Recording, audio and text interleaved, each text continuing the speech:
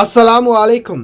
உங்கள் மீது சாந்தியும் சமாதானமும் உண்டாகட்டும். இன்றைய காலை பொழுது உங்கள் அனைவருக்கும் இனிய பொழுதாக அமைய எல்லாம் வல்ல இறைவனை பிரார்த்தித்தவனாக இன்றைக்கும் கோயத்துடைய பல முக்கியமான செய்திகளை பற்றி தான் பார்க்க போகிறோம். வீடியோவை கடைசி வரைக்கும் பாருங்கள். தெரியாத நண்பர்களுக்கும் மறக்காமல் ஷேர் பண்ணுங்கள். வீடியோ பிடிச்சிருந்தால் ஒரு லைக் பண்ணுங்கள், சப்ஸ்கிரைப் பண்ணுங்கள், தொடர்ந்தும் சப்போர்ட் பண்ணுங்கள்.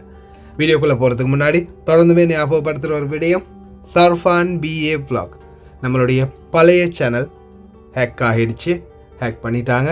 சரி, பரவாயில்ல. ஆனாலும் என்னுடைய பயணம் தொடர்ந்து கொண்டே இருக்குது. அதே நாள், அந்த நாளில் 22ஆம் தேதி செப்டம்பர் மாதம் என்னுடைய சேனல் ஹேக் ஆகிடுச்சு. மாலை நேரம். அந்த மாலை நேர செய்தியை 22ஆம் தேதி இந்த புதிய சேனலான சர்ஃபான் vlog BA2 இதில் ஸ்டார்ட் பண்ணின்னு அன்னையிலேருந்து இன்றைக்கு வரைக்கும் செய்திகள் தொடர்ந்து போட்டுக்கிட்டே இருக்கிறேன். பார்க்காத நிறைய பேர் இன்றைக்கு வரைக்கும் என்ன ஆச்சுன்னே தெரியாமல் தவிச்சிக்கிட்டு இருக்கிறாங்க. முடிஞ்ச வரைக்கும் இந்த சேனலை ஷேர் பண்ணி கொடுங்க. அதுதான் நீங்கள் செய்கிற பெரிய உதவி. குவைத்துடைய டினார் மதிப்பு அவ்வளோதான் பார்த்தலாம். இலங்கைக்கான ரூபாயில் ஒரு தினாரின் மதிப்பு 977 ரூபாய் 51% உள்ளது. இந்தியாவின் ரூபாயில் ஒரு தினாரின் மதிப்பு 274 ரூபாய் 3% உள்ளது. இது அல்முல்லா எக்ஸ்சேஞ்சினுடைய அப்ளிகேஷன் ஆன்லைன் ரேட் ஆகும். அதே போல் கூகுள் ரேட்டை பார்த்துடலாம். இலங்கைக்கு 979 ரூபாய் 85%, இந்தியாவுக்கு 274 ரூபாய் 77% உள்ளது. ஆனாலும் ஒரு சில எக்ஸ்சேஞ்சுகள் இதை விட அதிகமாக தான் கொடுக்குறாங்க. இப்போதைக்கு சஜில் எக்ஸ்சேஞ்ச் 50,000 ரூபாய்க்கு உட்பட்ட பண பரிவர்த்தனைகளுக்கு 994 ரூபாய் 45% வழங்கியிருக்கிறாங்க இலங்கைக்கு. அதே போல் இந்தியாவுக்கும் பார்த்தீங்கன்னா 274 ரூபாய் 50% வழங்கியிருக்கிறாங்க. இந்தியாவை பொறுத்தவரையில் நீங்கள் 1000 தினார் அனுப்பினாலும் ஒரே ரேட் தான். ஆனால் இலங்கைக்கு சாதாரணமாக நீங்கள் 1 லட்சம் 2 லட்சம் 3 லட்சம் அப்படி அனுப்பும்போது ஒவ்வொரு பண பரிவர்த்தனைக்கும் ரேட் வித்தியாசப்படுது. ஆனாலும் இலங்கையை பொறுத்தவரையில் இனி வரும் நாட்களில் டாலர் ரேட் கம்மியாகும் அப்படின்னு தான் தெரிவிக்கிறாங்க. ஆனால் டாலர் ரேட் கம்மியாகிற மாதிரியே நாட்டிலையும் விலைவாசிகளும் கம்மி ஆயிடுச்சுன்னா அல்ஹம்துலில்லாஹ் எந்த பிரச்சனையுமே இல்லை. குவைத்துடைய பல எக்ஸ்சேஞ்சுகள்லையுமே அக்கௌண்ட் நம்பரை மறைச்சிடுறாங்க. இதை பற்றியும் உங்களுக்கு தொடர்ந்துமே தெரிய தராது. நீங்கள் ஏதாவது ஒரு புதிய எக்ஸ்சேஞ்சுக்கு பழைய பட்டு சீட்டோட போகிறீங்களா, அதுதான் நிச்சயமாக அதில் அக்கௌண்ட் நம்பர் இருக்கா அப்படின்றத செக் பண்ணிக்கோங்க. அப்படி இல்லாத பட்சத்தில் எழுதிட்டு போனாலும் பிழை இல்லாத அக்கௌண்ட் நம்பர் எழுதிட்டு போங்க. ஏதாவது ஒரு நம்பர் பிழைச்சாலும் கூட உங்களுடைய பணம் நாட்டுக்கு போய் சேராது. அந்த பணத்தை திரும்ப பெறணுமா இருந்தாலும் ரொம்ப நாட்களாகும், மறுபடியும் கட்டணம் செலுத்த வரும். அதே போல் எக்ஸ்சேஞ்சுகளில் நீங்கள் பணம் அனுப்பிட்டு வெளியாகிறதுக்கு முன்னாடி பற்றுச்சீட்டை ஒருக்கா செக் பண்ணி பாருங்கள். அதில் பேர், ஊர் டீட்டெயில்ஸ், அக்கௌண்ட் நம்பர் எல்லாமே சரியாக இருக்குதான்னு, அதே மாதிரி அவங்க சொன்ன ரேட் அதே ரேட் இன்க்ளூட் ஆகிருக்குதா அப்படின்றதையும் செக் பண்ணிக்கோங்க. யுனைடெட் கல்ஃப் எக்ஸ்சேஞ்ச் கார்பரேஷன் இந்தியாவுக்கு பணம் அனுப்பு 750 ஃபில்ஸும் இலங்கை பணம் அனுப்பு 1 தினாரும் கட்டணமாக அறவிடுறாங்க. அல்சாமில் எக்ஸ்சேஞ்ச் கார்பரேஷன் 1 தினார் மட்டுமே கட்டணமாக அறவிடுறாங்க. யூஜே எக்ஸ்சேஞ்ச் கார்பரேஷன் 1 தினார் மட்டுமே கட்டணமாக அறவிடுறாங்க. குவைட் ஏஷியன் இன்டர்நேஷனல் எக்ஸ்சேஞ்ச் 750 ஃபில்ஸ் மற்றும் 500 ஃபில்ஸ் போன்ற கட்டணங்களும் அறவிடுறாங்க. குவைத்தில் அல்நாதா, ARY அம்மான் எக்ஸ்சேஞ்ச், யூஜே, அல்சாமில், Ansari exchange, Lulu exchange, Joyalukkas, KBE, UAE, Oman exchange, Bahrain exchange, BEC, world street exchange, சஜில் exchange, Malik exchange, international exchange, அல்சஃபா எக்ஸ்சேஞ்ச், இது போன்ற இன்னும் பல எக்ஸ்சேஞ்சுகள் இருக்குது. இந்த நாட்களில் ஒரு சில எக்ஸ்சேஞ்சுகளில் 900 ஃபீல்ஸ், 750 ஃபீல்ஸ், 1 தினார் போன்ற கட்டணங்கள் அறவிடுறாங்க. குறிப்பாக ARY எக்ஸ்சேஞ்ச், UAE எக்ஸ்சேஞ்ச், யூஜே, அம்மான் எக்ஸ்சேஞ்ச், அல்நாதா, இது போன்ற இன்னும் பல எக்ஸ்சேஞ்சுகள், சஜில் எக்ஸ்சேஞ்ச், மலிக் எக்ஸ்சேஞ்ச், இது போன்ற எக்ஸ்சேஞ்சுகள்லையும் ரேட்டு நல்ல ரேட் கொடுக்குறாங்க. அதே மாதிரி கட்டணமும் கம்மியாக அறவிடுறாங்க. ஆனாலும் இப்போ இருக்கிற பெரிய பிரச்சனை என்னென்னா, நிறைய பேர் கேட்குறது, இல்லையே நாங்கள் இருக்கக்கூடிய பகுதிகளில் இந்த மாதிரி ரேட் இல்லையே அப்படின்னு. அப்படி பார்த்தா அது என்னென்னா, குடியிருப்புகள், குவைத்தி குடியிருப்பு பகுதிகளில் உண்மைக்குமே அந்த பகுதிகளில் சின்ன சின்ன எக்ஸ்சேஞ்சுகளில் இந்த மாதிரி ரேட் கொடுக்குறாங்க, இல்லை கம்மியாக தான் கொடுக்குறாங்க. ஆனால் வெளிநாட்டவர்கள் அதிகம் இருக்கக்கூடிய பகுதிகளில் நிச்சயமாக இதே ரேட் கிடைக்கும். முடிஞ்ச வரைக்கும் நல்ல எக்ஸ்சேஞ்சுகளில் உங்களுடைய கஷ்டப்பட்டு உழைக்கிற சம்பள பணத்தை அனுப்புங்க. அதே மாதிரி பணிப்பெண்களுக்கும் முக்கியமாக இந்த வாய்ப்பை பெற்றுக் கொடுங்க ஓட்டுநர்களே, அது உங்களால் மட்டும்தான் முடியும். குவைத்துடைய தங்க விலையை பார்த்தலாம். 1 கிராம் 18 கேரட் தங்கத்தின் விலை 19 தினார் 798 ஃபீல்ஸ். 1 கிராம் 21 கேரட் தங்கத்தின் விலை 23 தினார் 97 ஃபீல்ஸ். 1 கிராம் 22 கேரட் தங்கத்தின் விலை 24 தினார் 206 ஃபீல்ஸ். 1 கிராம் 24 கேரட் தூய தங்கத்தின் விலை 26 தினார் 397 ஃபீல்ஸ். குவைத்துடைய தங்க விலையும் தற்போது சரமாரியாக கூடி வருது. நாட்டில் உள்ள ரேட்டையும் இங்கே ரேட்டையும் செக் பண்ணி பார்த்து வாங்குங்க.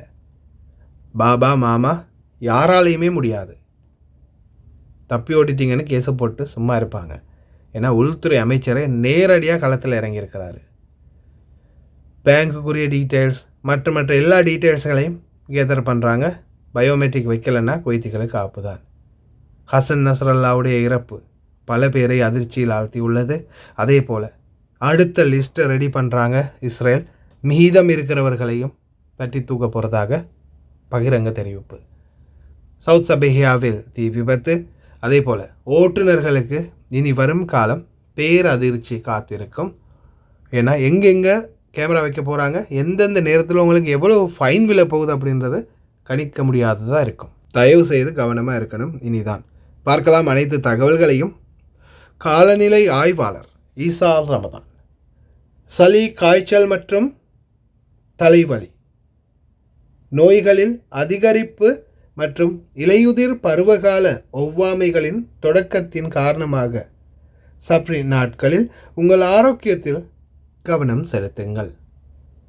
எதிர்வரும் குளிர்காலங்களில் தடிமன், சளி, காய்ச்சல், தலைப்பாரம் இந்த மாதிரி பிரச்சனைகள் அதிகமாக வரும். ஏன்னா இந்த குளிர்காலம் அது மற்றும் பனிமூட்டம் இருக்கிற காலங்கள். இனிமேல் தயாராகவே இருங்க, குளிர்காலம் நெருங்கி வருது. முதல் தகவலை பார்த்துடலாம். Public authority for civil information அவங்களுடைய எல்லா டீட்டெயில்ஸ்களையும் கேதர் பண்ண ஆரம்பிச்சிட்டாங்க. இனிமே சிவில் தகவலுக்கான பொது ஆணையகம் பயோமெட்ரிக் கைரேகையை செய்ய தவறிய குடிமக்களின் பெயர் பட்டியலை வங்கிகளுக்கு வழங்குவார்கள் என்று தெரிவித்துள்ளது. அதே போல காலக்கெடு முடிந்தவுடன் கணக்குகள் உடனடியாக முடக்கப்படும். அது மட்டுமல்லாது அவர்களுடைய அனைத்து பிரத்யேக சேவைகளும் உடனடியாக முடக்கப்படும். உள்துறை அமைச்சகம், சுகாதார அமைச்சகம் மற்றும் நிதி அமைச்சகம் அனைத்திலுமே அவர்களுடைய சேவைகள் உடனடியாக முடக்கப்படும். இன்னும் உங்கள் பாபா மாமா பயோமெட்ரிக் எடுக்கலைன்னா இந்த வீடியோ கொஞ்சம் காட்டுங்க. تنوه وزارة الداخلية للأخوة المواطنين الذين لم يقومون بإجراء البصمة البيومترية بضرورة الإسراع في أخذ البصمة خلال المهلة المحددة والتي ستنتهي في 30 من سبتمبر 2024 وذلك من خلال المراكز المخصصة في المحافظات الست بالإضافة إلى المراكز الموجودة في المجمعات التجارية مجمع الوزارات مجمع الأفنيوز مجمع العاصم مجمع الكوت مجمع 360 خلال أوقات العمل من الساعة 8 صباحا حتى الساعة 10 مساء. كذلك سيتم العمل بعطلة نهاية الأسبوع علما بأنه سيتم إيقاف جميع المعاملات الحكومية لمن لم يقم باستكمال إجراءات البصمة البيومترية فور انتهاء المهلة المحددة. تنوه وزارة الداخلية الأخوة المواطنين الذين لم يقوموا بإجراءات البصمة البيومترية بضرورة الإسراع في أخذ البصمة خلال المهلة المحددة والتي ستنتهي في تاريخ 30/9/2024 وذلك من خلال المراكز المخصصة في المحافظات الست بالإضافة إلى المراكز الموجودة في المجمعات التجارية خلال أوقات العمل من الساعة 8 صباحا وحتى الساعة 10 مساء. كذلك سيتم العمل بعطلة نهاية الأسبوع علما بأنه سوف يتم إيقاف جميع المعاملات الحكومية لمن لم يقم باستكمال إجراءات البصمة البيومترية فور انتهاء المهلة المحددة. நக்கல் நையாண்டி சிலர் அதெல்லாம் தேவையில்லை, அதெல்லாம் அப்படித்தான் சொல்லுவாங்க, அதெல்லாம் ஒன்றும் நடக்காது அப்படின்னு சொல்கிறாங்களாம். அடுத்தது இந்த குவைத்திகள் இப்போ இன்னமும் அது ஆரம்பத்திலேருந்து இன்னமும் என்னை பைத்தியக்காரனாகவே நினச்சிட்டு இருக்கல அப்படின்னு அந்த இதில் காமெடியில் சொல்கிற மாதிரி இன்னமும் அவங்க இந்த கவர்மெண்ட்டை நார்மலாகவே நினச்சிட்டு இருக்காங்க. முன்னாடியிலேருந்து நம்ம கவர்மெண்ட் நம்மளுக்கு எதுவுமே செய்யாதுப்பா, அதெல்லாம் அப்படியெல்லாம் நடக்காது அப்படின்னு நினச்சிட்டு இருக்காங்க. ஆனால் காலம் மாறி போச்சுன்றது சிலருக்கு இன்னமும் புரியலை. புரியும். 30ஆம் தேதிக்கு பிறகு தாராளமாக பார்க்கலாம். அதே போல் இந்த நாட்களில் நிறைய பேருக்கு அப்பாயின்மெண்ட் கிடைக்கிறதில்ல அப்படின்ற ஒரு தலைவலி இருக்குது. இன்ஷா அல்லாஹ் அதுவும் கிளியர் ஆகிடும். இப்போ இந்த நாட்களில் ஃபுல்லாக குவைத்திகள் இருக்கிறாங்க, அவங்களால தான் இந்த பிரச்சனை. அதுக்கப்புறமா 9ஆம் மாதம் 30ஆம் தேதிக்கு அப்புறம் எல்லாமே கிளியர் ஆகிடும். செகல் அப்ளிகேஷனே வேலை செய்யாதாம் குவைத்திகளுக்கு, எதுவுமே வேலை செய்யாது, எல்லாத்தையுமே முடக்கிடுவாங்க. யார் யார் பயோமெட்ரிக் எடுக்கலையோ. எப்படி சம்பளம் கொடுக்க போகிறாங்கன்னு தான் தெரியல தொழிலாளர்களுக்கு, பேங்கை முடக்கிட்டாங்கன்னா. அதே போல் வீசா எடுக்கவும் முடியாது, அக்காம அடிக்கவும் முடியாது. என்னென்ன பிரச்சனை வரப்போகுதோ அல்லாஹு ஆலம். முடிந்த வரைக்கும் பாபா மாமாக்களுக்கு கொஞ்சம் தெரியப்படுத்துங்க. இதோ Egyptian ambassador to Kuwait Osama Shaltout இன்னும் குவைத்தில் பணிபுரிய எகிப்தியர்கள் ஆவலுடன் காத்திருக்கின்றனர். மேலும் பல்வேறு சிறப்பு பிரிவுகளில் அதிகமான எகிப்திய தொழிலாளர்கள் வருகையை நாங்கள் எதிர்வரும் நாட்களில் காண்போம் அப்படின்னு தெரிவிச்சிருக்காரு. எவ்வளோதான் அவங்க ஊழல்வாதிகள் அது இதுன்னு சொன்னாலும் அவங்க தான் அதிகமாக இந்த நாட்டுக்கு வரத்துக்கு முயற்சி பண்ணுறாங்க, வர வளைக்கிறாங்க. நம்மளுக்கு தான் தூதரகம் இருக்குது, எதுக்குன்னு தான் தெரியலை. பாஸ்போர்ட் செய்கிறதுக்கு இல்லையா, அதுக்கு மட்டும்தான் நம்மளுக்கு தூதரகம், இல்லைன்னா எக்ரிமெண்ட் அடிக்கிறதுக்கு. உள்துறை அமைச்சர் ஷேக் ஃபஹதி யூசுப் சவுத் அல் சபா அவர்களின் தலையீட்டில் தற்போது புதிய போக்குவரத்து விதி மீறல்களுக்கான புதிய சட்டம் மற்றும் சில ஒழுங்கமைப்புகள் இன்னும் சில நாட்களில். புதிய டிராஃபிக்கிங் கேமராக்களை பயன்படுத்த தொடங்குங்கள். மேலும் 288 கேமராக்கள் 2 மாதங்களுக்குள் செயல்பட தொடங்கும். குடியுரிமை சட்டத்தை மீறுபவர்கள் அனைவரையும் கைது செய்ய 24 மணி நேரமும் பாதுகாப்பு பிரச்சாரங்களை நாங்கள் தொடர்வோம் என்று தெரிவித்திருக்கிறாங்க. ஓட்டுநர்களே, நம்மளுக்கு இனிமேல் யமன் யார் தெரியுமா? மிஸ்டர் பாலம், பிரிட்ஜ். ஏன்னா பிரிட்ஜுக்கு அடியில் தான் சொருகுவாங்க. எங்கே சரி மேலே கொஞ்சம் சைனிங் போர்ட் மாதிரி, பிரிட்ஜ் மாதிரி, மேம்பாலங்கள் எது வந்தாலும் சரிதான். அலர்ட் ஆகிக்கடா, ஆறுமுகம் அலர்ட் ஆகிக்கிற மாதிரி அலர்ட் ஆகிக்கோங்க. மொபைல் ஃபோன் யூஸ் பண்ணுறது, சீட் பெல்ட் பாவிக்காமல் இருக்கிறது எல்லாத்தையுமே தவிர்த்துக்கோங்க. இதோ குவைத்துடைய உள்துறை அமைச்சகத்தின் அதிரடியான சோதனை. எல்லா கவர்னரேட்கள்லையும் திடீர் சோதனைகளை மேற்கொண்டு வராங்க. நேற்றைய முன்தினம் ஜப்ரியா பகுதிகளில், அடுத்தது ஹவாலி பகுதி, இனி ஒவ்வொரு பகுதியாக அதிமேதகு ஷேக் ஃபஹதி யூசுப் சவுத் அல் சபா உள்துறை அமைச்சர் மற்றும் பாதுகாப்பு செயலாளர் தற்போது களத்திலேயே இறங்கி செயல்படுகின்றார். ஃபீல்டில் யார் நிற்கிறான்னு பார்த்தீங்கன்னா உள்துறை அமைச்சர். இப்போ சாதாரணமாக நீங்கள் போக்குவரத்து விதிமீறல் பண்ணும்போது உங்களை கைது பண்ணுவாங்க. கைது பண்ணி ஓரமாக்கும் போது நீங்கள் என்ன பண்ணுவீங்க? பாபாக்கோ மாமாக்கோ கோலாடிப்பீங்க. அட எங்கள் பாபாவுக்கு வாஸ்தா இருக்குது, எங்கள் பாபா அந்த பெரிய ஆள் இந்த பெரிய ஆளுன்னு கோலாடிப்பீங்க.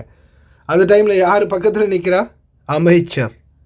அவர் சொல்லிட்டார்ல, நான் தலையிட்டிருக்கிறேன், என்னை தவிர நீங்கள் யாருமே சட்டத்துக்கு உங்களுக்கு சலுகை கொடுக்கக்கூடிய ஆட்கள் இல்லை அப்படின்றத தெளிவாகவே சொல்லிட்டாரு. அதனால் உங்கள் பாபா இல்லை மாமா இல்லை, மாமாவுடைய பாபா வந்தாலும் முடியாது. வாஸ்தாக்கு இடமே இல்லை. பிடிச்சா நாட்டு கடத்திடுவாங்க, இல்லை ஜெயிலில் போட்டுருவாங்க. தயவு செய்து கவனமாக இருங்க. நம்மளால் முடிஞ்சது இந்த மாதிரி வீடியோக்களை கொண்டு வந்து, செய்திகளை கொண்டு வந்து தெரிவிக்கலாம். பாதுகாப்பாக இருக்கிறது உங்கள் கையில் இருக்குது. ஏன்னா பல போக்குவரத்து விதிமீறல்கள் மற்றும் 1895 விதிமீறல்கள் பதிவாகிறது ஹவாலி கவர்னரேட்டில் மட்டுமே. இன்னும் பல பேர் கைது செய்யப்பட்டிருக்காங்க. பாருங்கள் வீடியோ.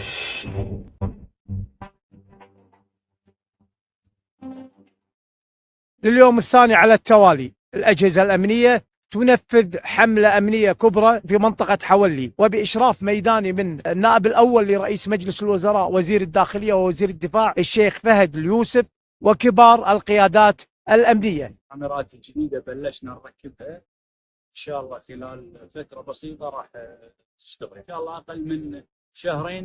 كل كاميرات الحسام الأمان والهات راح تكون شغالة دولة. دائما نسعى لطمأنة المواطن والتفتيش على المخالفين، سيطرة الأمن على الشارع ككل. طبعا الحملات لها أهداف إن شاء الله تحقق أهدافها المرجوة. في الكثير من الضبطيات وكثير من المخالفين تم إحالتهم إلى جهات الاختصاص. أي سيارة أنت تشوفها قاعد تمر على أخوان رجال الأمن راح يتم تحرير أهل المخالفة بشكل فوري، طبعا عن طريق استخدام تطبيق راصد اللي هو سهل علينا عملية رصد جميع المخالفات المرورية وإعلام قائد المركبة بشكل مباشر وصول إشعار في المخالفة المرورية وقيمتها وموقعها. وقال اليوسف أيضا في تصريح أصل الجريدة أن قانون المرور الجديد سيرى النور في غضون أيام قليلة. من جانب آخر شدد اليوسف على أن كاميرات الضبط المروري الجديدة بدأت بالعمل فعليا، موضحا أن هناك 280 كاميرا جديدة سوف تدخل العمل خلال شهرين. شيخ فهد اليوسف أكد على أن الحملات الأمنية هذه مستمرة وعلى مدار الساعة حتى يتم ضبط جميع المخالفين، سواء مخالفين قانون الإقامة والعمل أو المخالفين المروريين. ما يصير تقعد فيها أنت مخالف. انتهت المهلة. كان في هناك في السابق مهلة لهم في تعديل أوضاعهم، الآن انتهت هذه المهلة، والآن الأجهزة الأمنية تقوم بدورها ضبط هذول المخالفين وهي حالتهم إلى جهات الاختصاص. يمكن منظومة الكاميرات الجديدة وطريقة تحرير المخالفات وبالأخص حزام الأمان والهاتف النقال، بالإضافة إلى الكاميرات المراقبة اللي موجودة في غرفة التحكم اللي يتم التحكم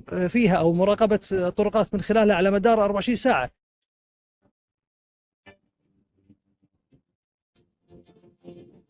مثل ما احنا شايفين الحملة هذه مختلفة نوعا ما بمشاركة الشرطة النسائية واللي قاعد يؤدون دورهم بالشارع وخلال هذه الحملة جنبا بجنب مع اخوانهم رجال الامن. الرسالة الأهم أن إذا سلامة المركبة مرتبط بسلامة قائدها ومن يرافق على الطرقات، فبالتالي احرص على سلامة المركبة، مو لمخالفة مرورية، مو علشان لا تتخالف، لا، عشان تحافظ على سلامة المركبة، تحافظ على سلامتك وسلامة الآخرين من خلال التزامك بقواعد وقوانين المرور. القيادات الأمنية الميدانية أكدت للجريدة أن الحملات الأمنية مستمرة وفي جميع مناطق البلاد ودون توقف.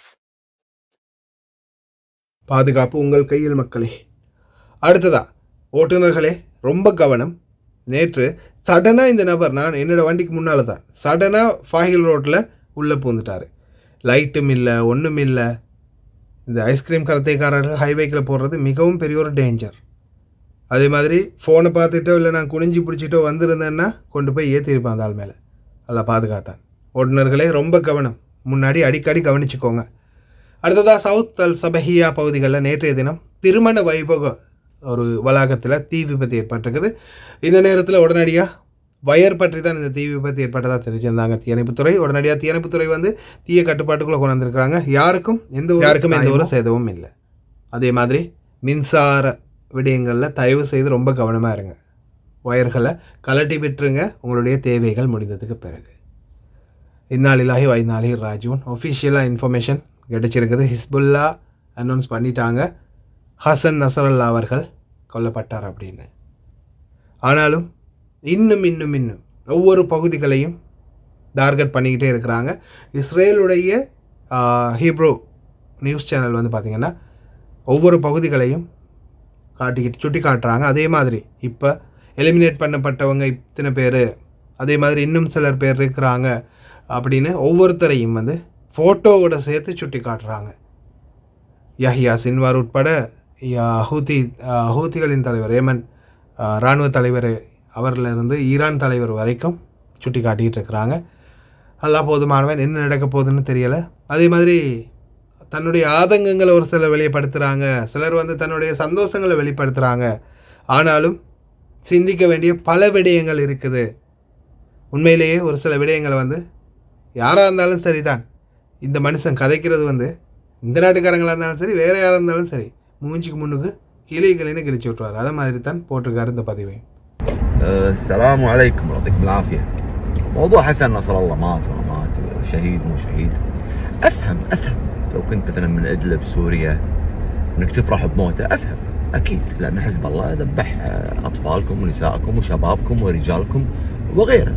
افهم فرحك، افهم حزن اللبنانيين اللي بالجنوب انهم يزعلون عليه. ليش؟ لان نصر الله كان يصرف عليهم وينفق عليهم، وحزب الله ينفق ويصرف ويعطي ومضبطهم يعني واقرب منه يعني. هذا افهمه وهذا افهمه.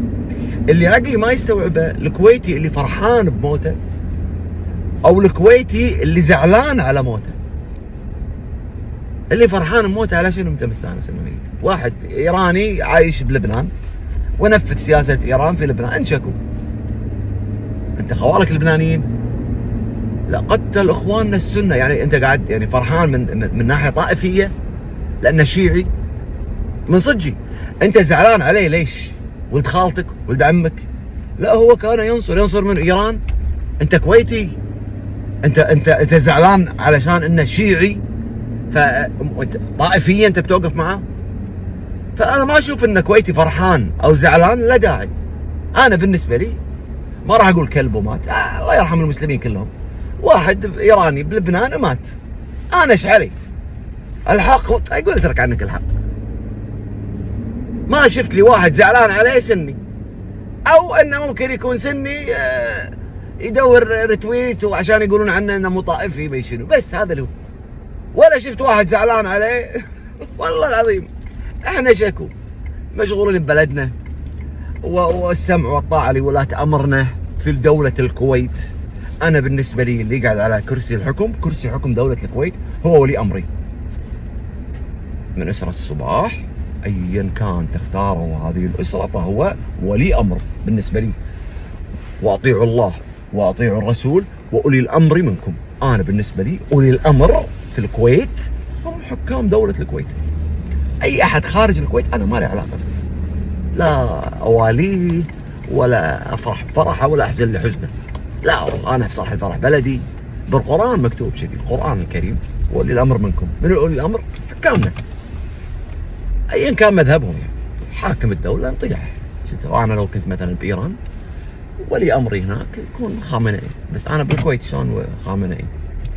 على كل حال اتركوا عليكم الطائفيه المعفنه والحزن على كنا ولد خالتك ميت، ولا الفرح على كنا ذابح اهلك.